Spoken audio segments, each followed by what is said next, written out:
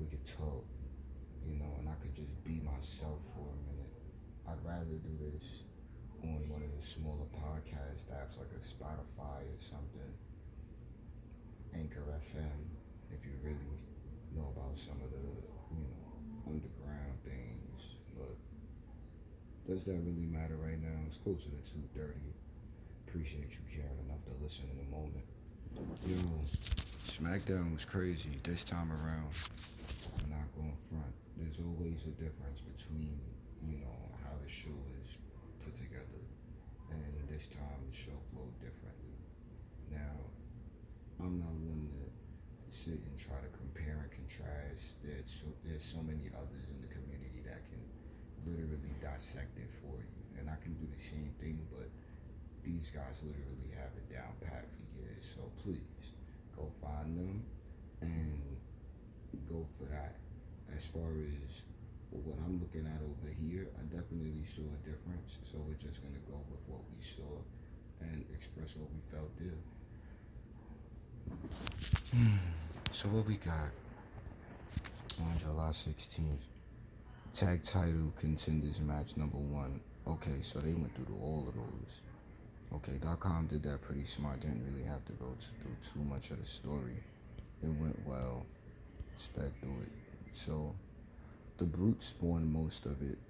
Beat the Street Profits. Beat the OC. Beat the LWO. Beat Hit Row. Definitely ran through Hit Row. Gimmick team. They were going places. They might need a new member. They really might need a new member and get these guys off, or 2. And I've got 2 in mind, but I'm not even gonna throw anything out there too early. But right now, I think last night in that tag gauntlet match could have been the early vestiges of the turnaround story for Hit Row moving forward. It could take some months, just based on the idea that I would have with it. But for right now, that was a little crazy. But the match was long enough, needed some kind of thing to move things forward, and it's swag, but there's love for them. Yeah. As far as all the other teams, that was pretty obvious. There's a lot of just small things I noticed, like the OC. These guys are getting booed, meanwhile AJ's getting cheered. You know what I mean? Like, it's funny. Like we got 2 heels in AJ and Meechin, but then we got 2 baby faces with AJ and Meechin, but then we got 2 heels, or seemingly heels, with Machine Gun Anderson and Don Gallows. So I mean, we'll see how things continue with all of that. I think it should continue to be a merge and mesh with AJ playing the in between, and the rest of it falling into place without all of the extra descent. But let's keep things rolling. Either way, pretty deadly.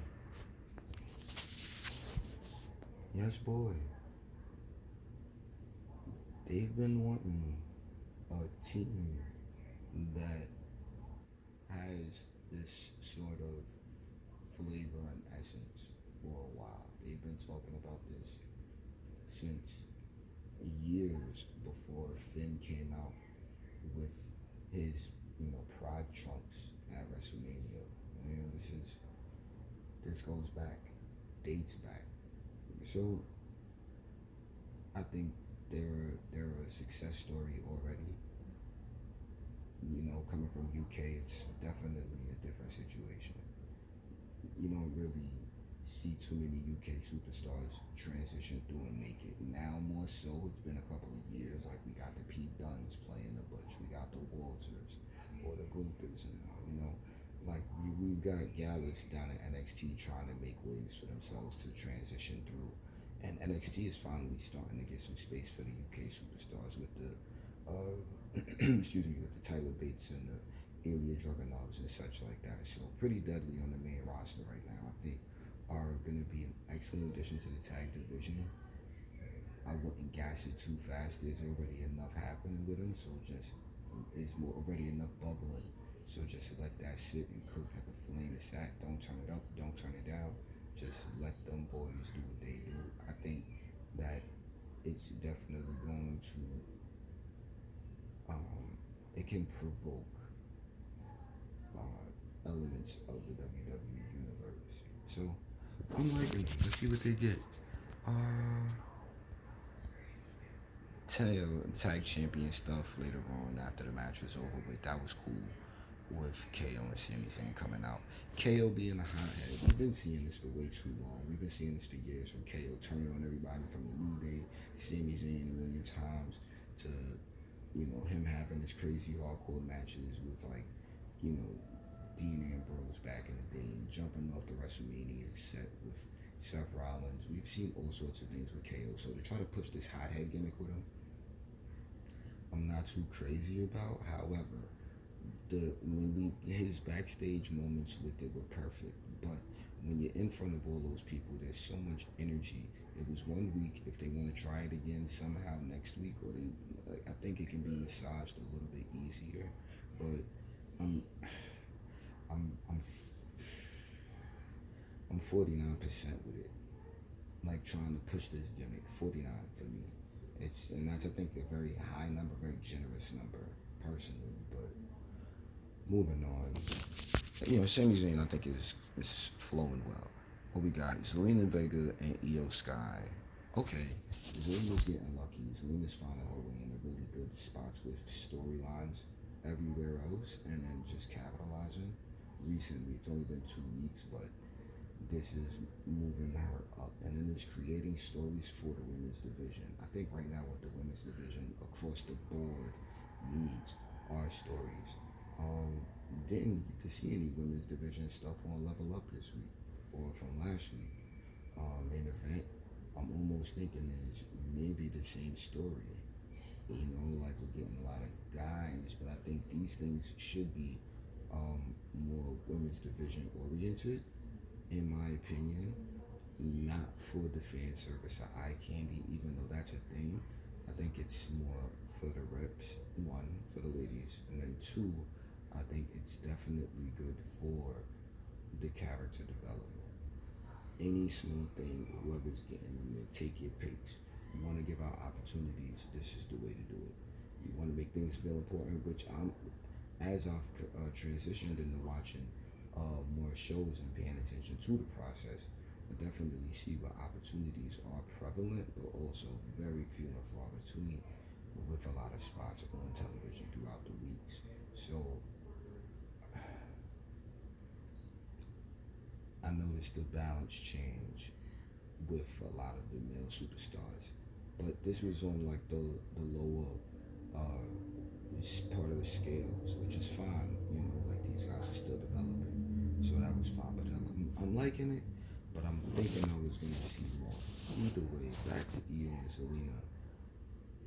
Getting in with Bayley and Io and this whole damage control thing, Zelina's been able to capitalize well. I like that.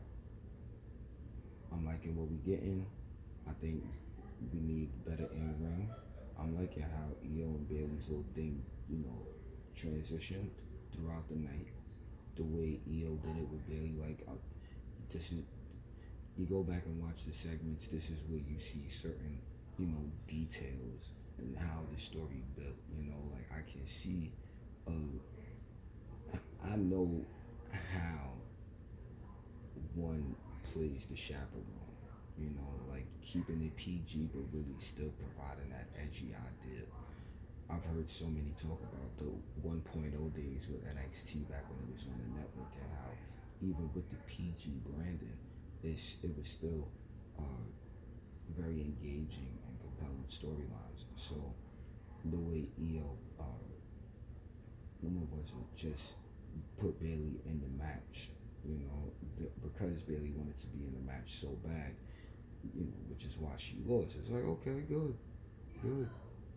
Just small details like that, but it's so much deeper. So it moves things forward. It's making it make sense if they were to split, which of course I don't want to see, but it's making it look good because there's still room for it to happen on some how do we get there, but then we're looking at it like, okay, good, this is how it begins. And then Io's been having really good matches recently, so she doesn't take any loss, even though she had to go through the defeats, quote unquote, to Zelina. That didn't really happen. I'm liking both of them still.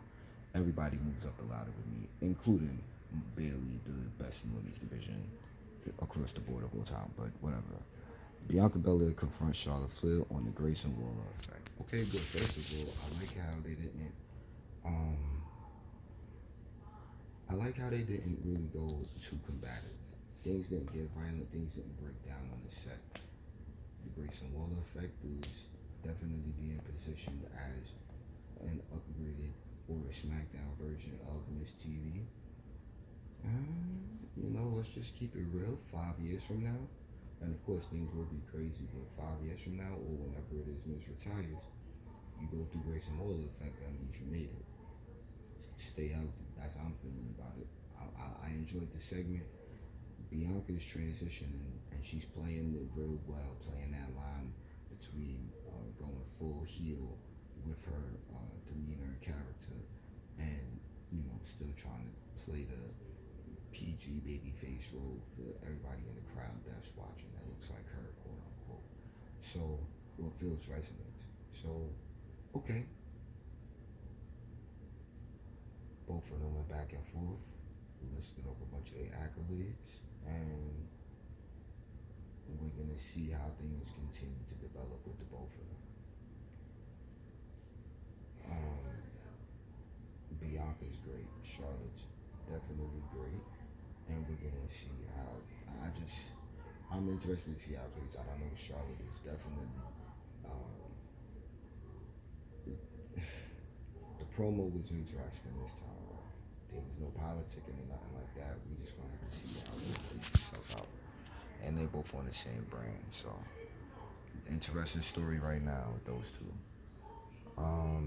Karrion Kross and Scarlett beat AJ and Michin in a mixed tag match. God knows Karrion Kross needed the victory. Knew where he was going into his finishing maneuvers, nice little sequence. Scarlett was in the ring, showed she could move around in there at least. Not too much, but we've been seeing her a couple of times here and there. He needed the victory. I'm liking it. This can position Karrion Kross, down the line, because he was just coming and teasing people and then just taking L's. Now, he's putting cats on this list and he's actually taking them out. So that's good. That was good. AJ doesn't lose any points to me. I would like to see AJ go on another title run. He got his team with him, but we'll just have to watch how it plays out. Like, if we got the belt on Roman, what in the world are we doing? So now what's going on with the U.S. Championship?